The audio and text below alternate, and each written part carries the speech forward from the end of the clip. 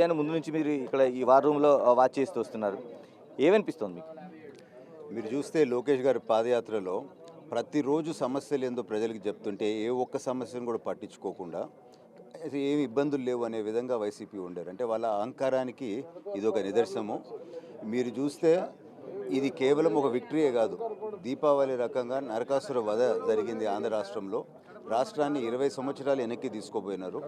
ఇప్పుడు చాలా బాధ్యత చంద్రబాబు నాయుడు గారి మీద, కూటమి మీద ఉంది ఈ రాష్ట్రాన్ని మళ్ళా లైన్లో పెట్టేదానికి. సో ఇటువంటి మ్యాండేట్ వచ్చినప్పుడు కేవలము గెలుస్తున్నామనే గర్వం కాదు, బాధ్యత కూడా చాలా పెరిగింది పార్టీకి అని చెప్పి నేను తెలుపుకుంటాను. ఎంతవరకు వెళ్తున్నట్టున్నారు? ఇప్పుడు చూస్తుంటే దాదాపు 150 అంటే తెలుగుదేశం పోటీ చేసిన అన్నింటిలో కూడా విజయం సాధించేలాగా ఉంది. మరోవైపు మీ మిత్రపక్షాలుగా ఉన్న వాళ్ళు కూడా 100% విజయం సాధించేలా కనిపిస్తున్నారు. ట్రెండ్ చూస్తూ ఉంటే వాళ్ళు సింగిల్ డిజిట్లోకి పోయేటట్టున్నారు. సో అది పరిస్థితి. సో ఈ విధంగా రిజెక్ట్ చేసినారు అని అంటే సిగ్గుపడాలి. వైసీపీ పార్టీ నాకు తెలిసి నెక్స్ట్ 3 నెలల్లో క్లోజ్ అయిపోయే పరిస్థితి ఆంధ్ర రాష్ట్రంలో ఉంటుందని నేను భావిస్తున్నాను. అంటే చాలా వరకు వచ్చిన మనకి ఎగ్జిట్ పోల్స్ కావచ్చు, అయితే మిగతా కావచ్చు, అంచనాలు కావచ్చు, సోషల్ మీడియాలో విపరీతమైన టీడీపీకి వ్యతిరేకంగా జరిగిన ప్రచారం కావచ్చు, ఇవన్నీ చూసిన తర్వాత ఏమనిపించింది మీకు?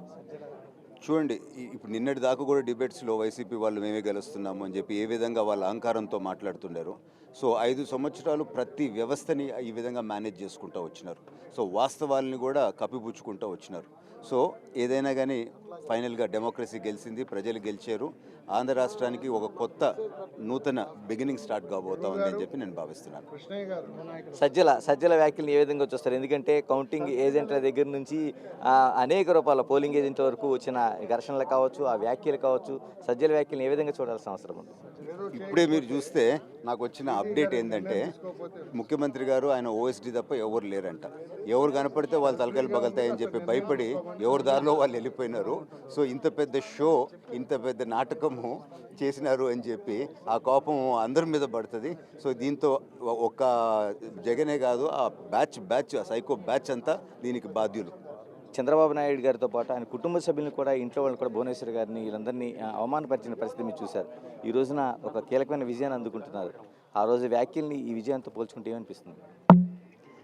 వాళ్ళు తగిన మూల్యం చెల్లించుకున్నారు. నేను పోలీస్ వ్యవస్థను ఒకటే కోరుతున్నా, ఎవరైతే భువనేశ్వర్ మేడం గారిని తిట్టారో, చంద్రబాబు నాయుడు గారిని మా నాయకులందరూ అన్నారో, ఆ అంబటి రాంబాబు, జోగి రమేష్, వల్లభనేని వంశీ, కొడాలి నాని, వీళ్ళందరూ ఓడిపోతున్నారు. వీళ్ళెవరు ఊరు దాటి వెళ్ళడానికి వీల్లేదు. పోలీసులు వాడిని కాపలాగాయాలని చెప్తున్నారు. ఇలా అంటే పార్టీ వెనక కాయలతో పోలీసులే కాయాలి, పోలీసులు చేయాలి. పోలీసులు చేస్తే ఏ రకంగా ట్రీట్మెంట్ వల్ల మా వాళ్ళు ఇస్తారు. 53 రోజులు మా పార్టీకి, చంద్రబాబు నాయుడు గారికి నిద్ర లేకుండా చేసిన దానికి తగిన మూల్యం చెల్లించుకుంటున్నారు. 161 సీట్లతో మేము ఈరోజు గెలవబోతున్నాము. ఇది ఒక రాచపీనుగుల ప్రభుత్వానికి ప్రజలు ఇచ్చిన తీర్పు. ఇది ఒక నియంతని ఈరోజు ఇంట్లో కూర్చోపెట్టిన పరిస్థితి ఉంది. అమరావతి ఊపిరి పీల్చుకున్న రోజు ఇది ఖచ్చితంగా ప్రజల విజయం, తెలుగుదేశం పార్టీ విజయం.